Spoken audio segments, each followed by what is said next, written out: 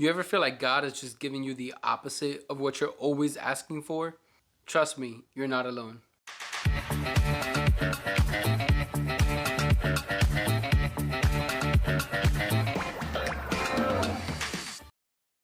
Hey everybody, my name is Eric and this is Blessed and Bookmarked.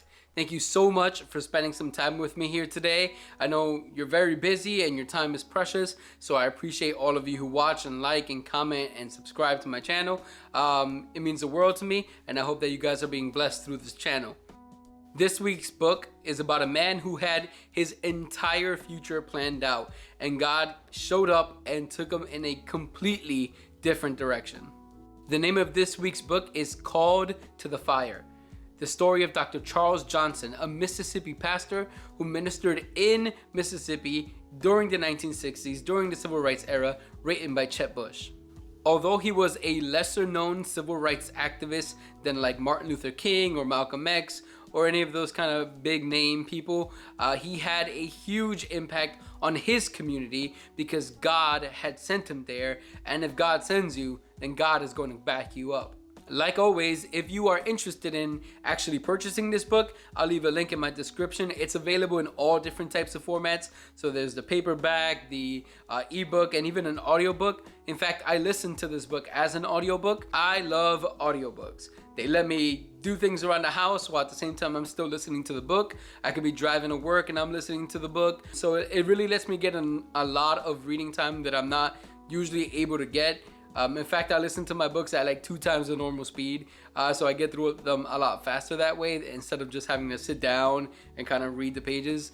If you don't like audiobooks, if you do like audiobooks, let me know down below. Let me know what your opinion is on audiobooks in the comment section below.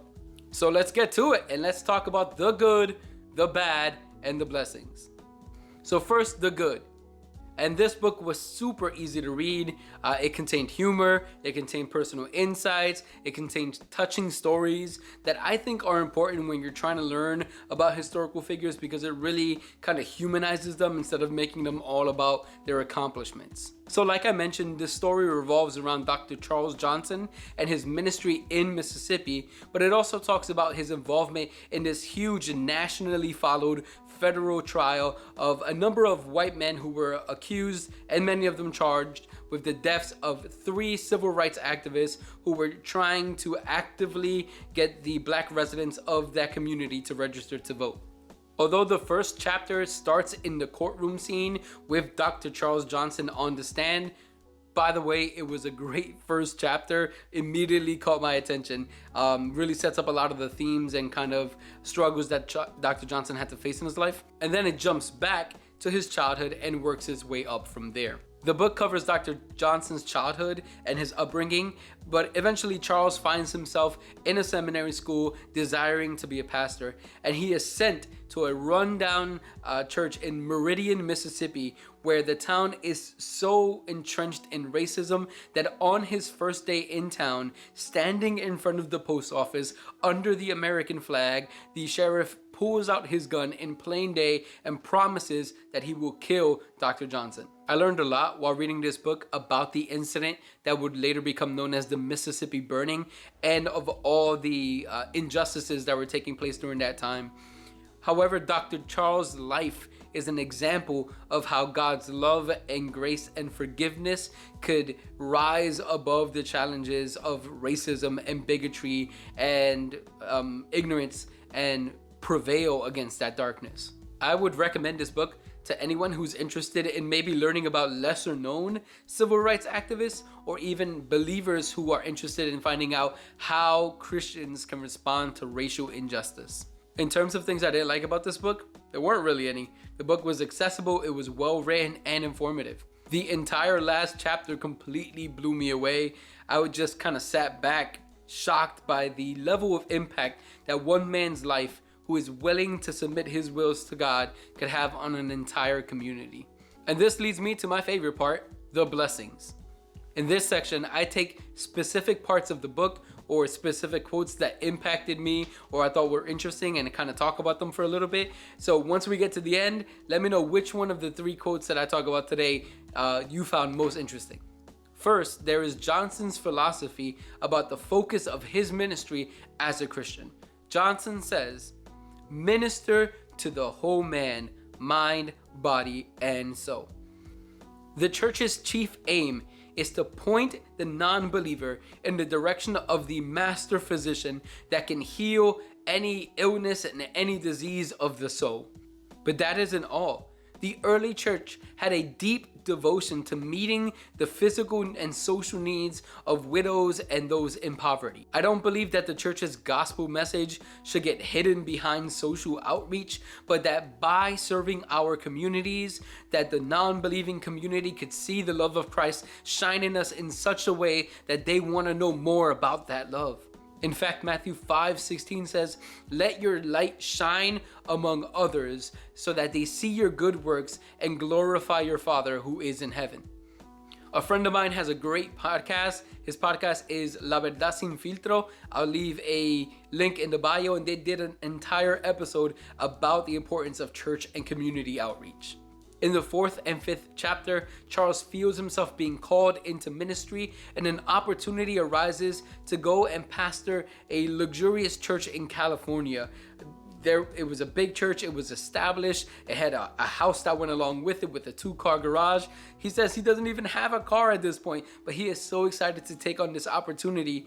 And instead of giving him that position in California, they send him down to Mississippi, a terrible place full of racism and bigotry during the 1960s for a black minister like Charles. Charles wrestles with God upon hearing that he will be sent down to Mississippi, and he goes into the university and he locks the bathroom and starts weeping and sobbing. And as he's pouring out his soul before God, he begins to remember stories of the Bible like Shadrach, Meshach, and Abednego, who were called to the fire. And he begins to ask himself, "God, why are you calling me to the fire? Why are you calling me to such a rough and difficult situation?" And he says that as he's sobbing there, all of a sudden a peace came over him and he submitted his will to God. And he says, "I died that day. The old Charles died that day." Often we wrestle with God's will for our lives.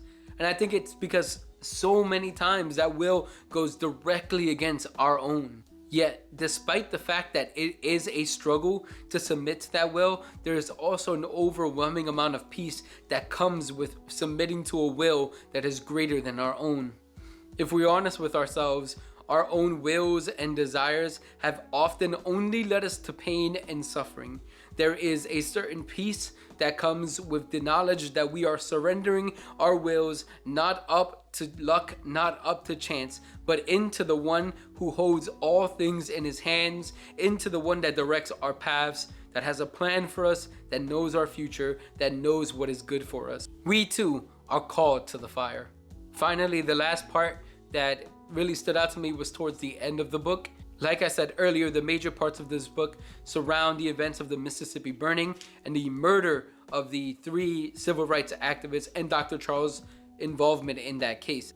He eventually testifies on the stand, and some of the men were actually charged with the murder, which was a shock because there was so much systematic racism in the South during that time. One of the men charged with murder was a KKK member known as Alton Wayne Roberts. Years go by in the book, and eventually Roberts is released from prison, and he finds Dr. Johnson on the street. He is now an old man. At first, Dr. Johnson is a little bit worried that Alton Roberts is going to try to get some revenge or something like that, but then he soon realizes that Alton is carrying something in his hands. He approaches Dr. Johnson and offers him a painting that he himself had painted and some fish that he had just caught.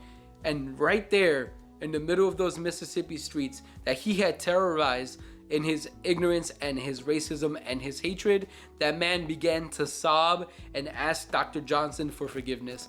I was just blown away about how one man's integrity and faithfulness to God and determination could have such an impact that people who had been blinded with racism and with hatred find themselves sobbing and begging for forgiveness.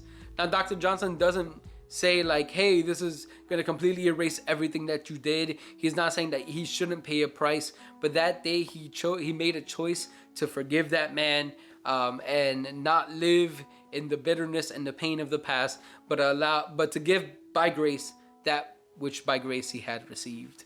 The greatest way that we can demonstrate a Christ-like character is through the act of forgiveness. In fact, it was Jesus that on the cross said, Father, forgive them, for they know not what they do. Maybe that's why Jesus talks about this so much in the gospel. It isn't about living naively or allowing people to take advantage of you.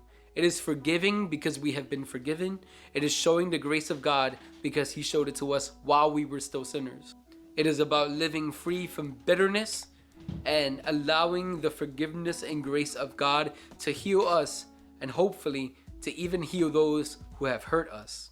Overall, I thought this book was great. I thought it was informative and interesting, and it gives a great picture of how a God-filled person could have an impact in a world full of injustices. I give it 4 out of 5 bookmarks. Thanks again for watching. I'm sorry if the video releases have been a little sporadic. Like I mentioned in my last video with my daughter, we have a newborn at home, so things have been a little bit kind of crazy and hectic, but I promise to post a bit more consistently. If I can just ask a simple favor, if you have been enjoying my videos and the content that I've been putting out, please share my videos, share my Instagram posts if you follow me on there. If you don't, I will leave a link to my profile as well so that you can share the videos that I post. I really just want people to be able to have access to different types of Christian books for them to read. Thanks again for spending time with me, and I'll see you guys next time.